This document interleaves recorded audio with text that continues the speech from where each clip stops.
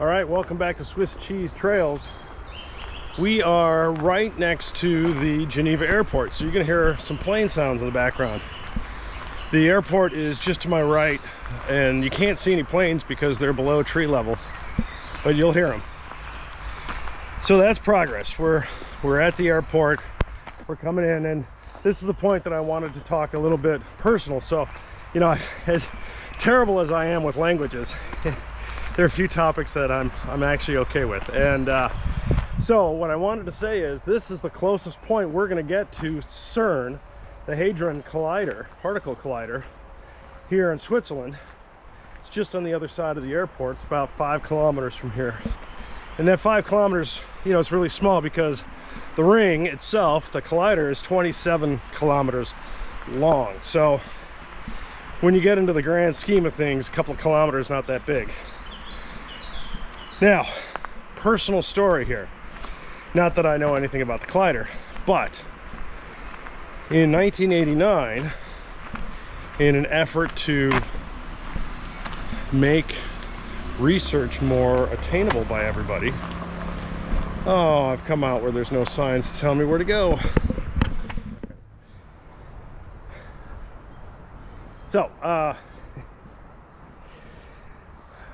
a couple of things here. We're so close to CERN, and that is, CERN is the largest particle collider in the world. There's a handful of brothers and sisters, other particle colliders, including Fermilab, which is just outside of Chicago. So I grew up, you know, always hearing about things going on at Fermilab. Also, Argonne is right next to Fermilab and outside of Chicago. So Fermilab is a particle accelerator like CERN, one of just a handful in the world. Argonne, I understand, is, and I've got a buddy who used to work on the Argonne ring. That kicks off rays like X-rays, and then you do your science off of using the X-rays. So, and that's part of University of Chicago, or University of Chicago is tied in, and that's where the atomic bomb was created. Not that anybody's jumping for joy on that one, but there's some, you know, impactful science that comes off of these.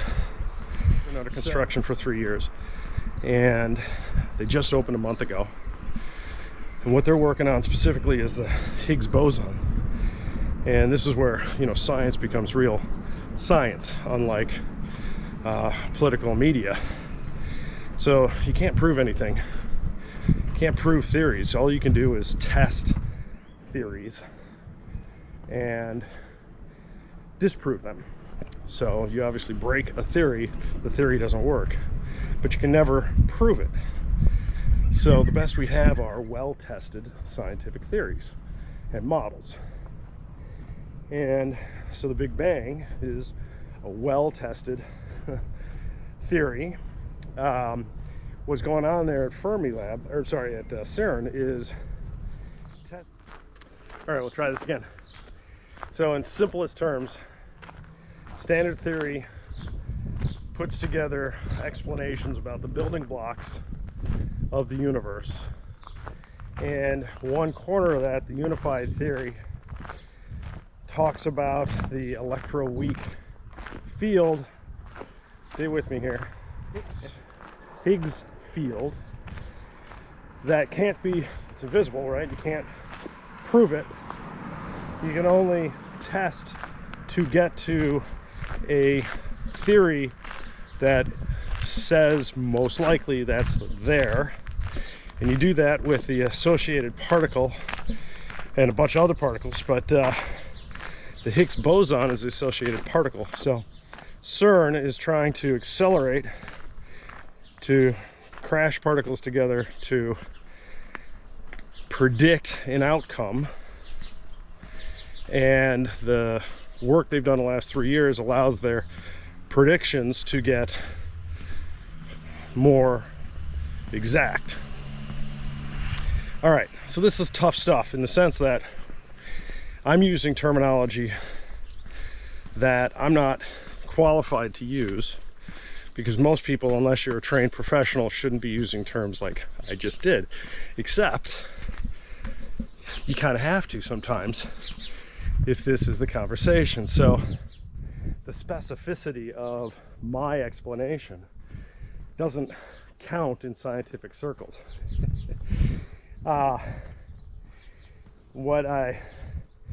I learned this when I was a commissioner for my village in relation to stormwater.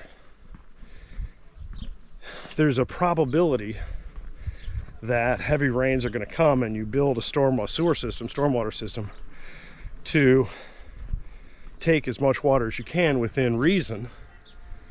It's a pretty nice view. Obviously money is always the deciding factor. So, and this is true of science. So the terminology typically for how big a rain is a 20-year storm, a 50-year storm, a 100-year storm. And the idea is you typically build a water system for a 20-year storm or something like that. Well, really, those are just explanations for probabilities. But people don't understand that. So, my town had a 100-year storm. Sewers flood, streets flood, basements flooded. People got pissed. Okay? They complained that the village didn't do their job because they didn't build enough stormwater because their basements flooded. The village said, no, stormwater is at a 20-year level. That just happened to be a 100-year storm. People are like, well, 100-year storms happen every couple of years. All right, so that's not at all accurate. The idea of a 100-year storm is that there's a 1% probability in any given year. 20-year storm is a 5% probability, right? So what I'm trying to say is that science is, there's not a lot of fact there. And so if you're looking for fact, most people think it's all black and white. You got fact. You have well-tested theories and well-tested models that haven't been disproved yet. But this is why people with the same qualifications can say totally crazy and contradictory concepts when it comes to like global warming and cybersecurity and a whole bunch of other things that we like to argue about. But the reality is, you know, we got a lot of well-tested models, and those well-tested models kind of should be guiding our decision making, not because it's fact, but because it's the highest probability of accuracy. All right, I'm off my soapbox. So we're near CERN. Now, I'm going to cut this, hopefully, and insert my private story or my personal story in front of all that science soapbox, which is, by the way, look at this view. I mean, this is all Lake Geneva here. So, all right, so in 1989, British researcher at CERN, in an effort to link research together so that people could read up on existing works of art in their particular scientific field, he ended up creating what we now call the World Wide Web. In 1993, CERN released the code to the public. Simultaneously, back in Illinois, where I'm from, so this is again another connection, down at the University of Illinois, NCSA. Those guys, that department, created a commercialized version of a browser called Mosaic, so that you didn't need to use a command line. You could use an interface, a graphical interface. A year later, in 1994, I was one of the first guys to commercialize the web for standard companies. And my first client was Miller Brewing, thankfully, where I managed all the brands one at a time for Miller through the 90s. My second client was Abbott Laboratories. So that's, you know, Abbott. Apple Computer had me flying around the country. It was a lot of fun. So where I got my career up and going, you know, I was 24, and all of a sudden I'm walking around to billion-dollar companies and getting work to put their information, whether it's for PR purposes, for marketing purposes, sales, save money, save paper, environmental purposes, whatever you want to call it. Those guys were coming to me, and I got lucky. It was the right place, right time, and I understood what the heck I was doing with that technology. And so, you know, I worked through the 90s, 2000s. We were in after the food market. There isn't probably a food manufacturer that's over $1 billion that I didn't work with. I had a good time, but I never sold out. So I'm not one of those internet millionaires, because I liked what I did, and I still like that work. I wrote a patent on it, me and my cohorts, and our names are still out there. So if you go to the patent trademark office, you can look me up and my patent, which was filed in 2002, 2003. We never got the patent. I had to defend it 3 times. That was until 2009, something like that.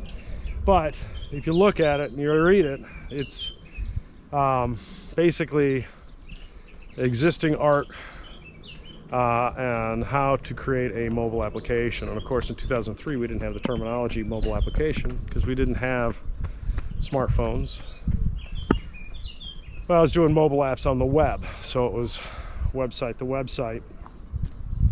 And I like to think that the reason we don't pay licensing for now the world of mobile apps is that this pre-existing artwork was filed, and I didn't get it, but nobody else should either. So that's my little piece of history there. That's about it. That's all I got. That's my story.